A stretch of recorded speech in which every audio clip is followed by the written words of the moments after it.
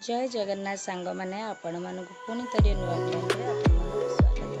आज आम बनइबा क्षीर पोड़ केमी बनइबा तार प्रथम आम चाउल को किसी जो मेजरमेंट जिनस नवा से चाउल प्रथम बतुरेवा 2-3 घंटा पर बतुरेवा। बतुरे सारा भल कि बहुत थर धोईदेवे जमीक चाउलर मैला पानी की जमी पूरा बाहरी जापे।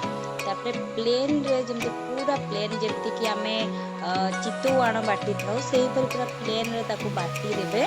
बाटी सारा पर जो मेजरमेंट ताटिए चाउल नहीं से मेजरमेंट ताटिए मापिक गोटे ताटिया पानी ही से बटर रे देवे बेटर रे देवे।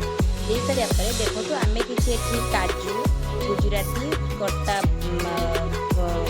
नड़िया आ सहित कोरा जाइथिबा किछि नड़िया नेबा।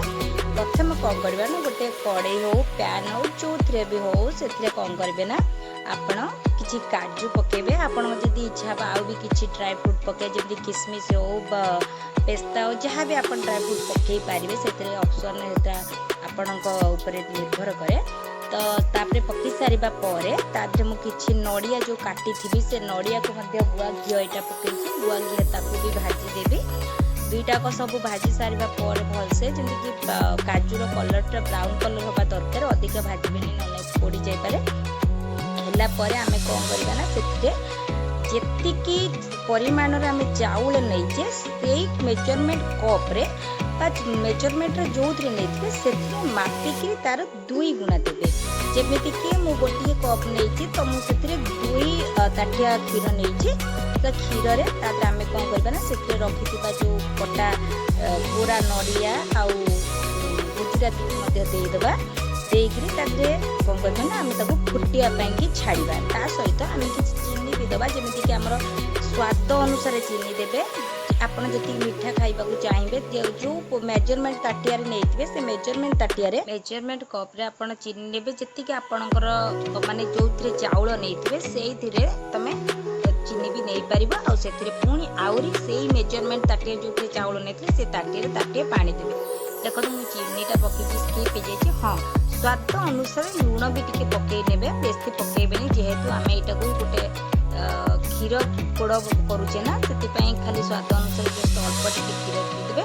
तापर धीरे धीरे ताको गोले देखो मु जो बटरटा फ्राई करी जोटा करा हूँ तार कन्सिस्टेंट एतिक रहा दरकार बेसी गाढ़ा करें टिके पानिया रहा दरकार। देखो बर्तमान आम जो क्षीर नड़िया काजू सब पकई चीनी गुजराती किसी लुण देकी जो आम करुले फुटिला फुटवा ध्यान रखिए जिते बेले से चाउलर बटाटी को आम पकेबा बारंबार खेलेबा निहाती दरकार कहीं बैटरटा पकेला परे धीरे धीरे तार माने एटा बहलिया आबाक लगे जोटा कि तले बिंडा हो जाई पारे।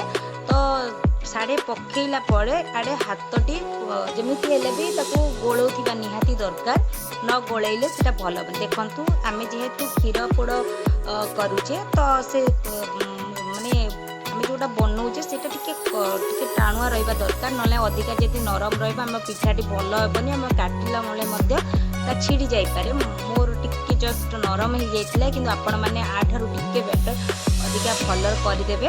तापर कर सारिया परे आउ गोटे मन रखिथिबे ये ठंडा हवा पर्यंत आपण रखिबेनी गरम गरम ही आपण ता ऊपर लदिबे। देखंतु प्रथम कौन करबे ना गोटे पैन हो नॉनस्टिक तावा हो बा कड़ई हो जो थिरे भी हो आपण किछि घी दे देबे बा तेल दे देबे। तापर कौन करे ना जो जंतुआनी की आपण जंती थिबे सेटा को ता ऊपर थोइबे अल्प अल्प करी ताकू धीरे धीरे ताती थिबा अवस्था रे ही रखिबे। गरम अवस्था रे थिबा अवस्था रे ताकू करिवे ठंडा बिल्कुल हेबनी कहीं ठंडा हेगले तार जो ता माने टाण हो जहाँ द्वारा कि से अठा बलिका केक परिका रही तार गोटे सेप नबनी। तो गरम थी अवस्था ही करेंगे।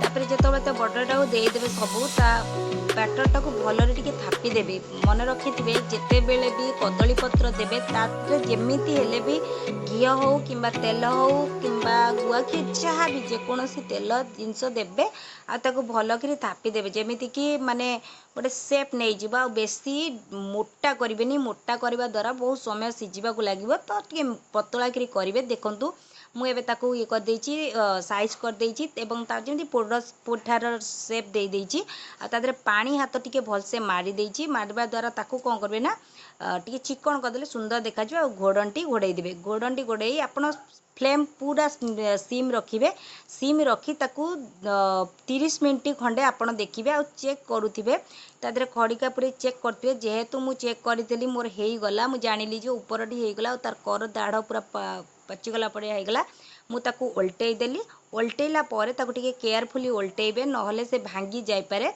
तो देखंतु मोर एबे पूरा प्रस्तुत हो जाइए छेनापोड़ आ खाइबा जेते टेस्ट रज स्पेशली आपण मैंने निश्चय बनई पारे आहुरी किसी भी ड्राई फ्रूट दे पारे जदि वीडियोटी भल लगी चैनल सब्सक्राइब करें।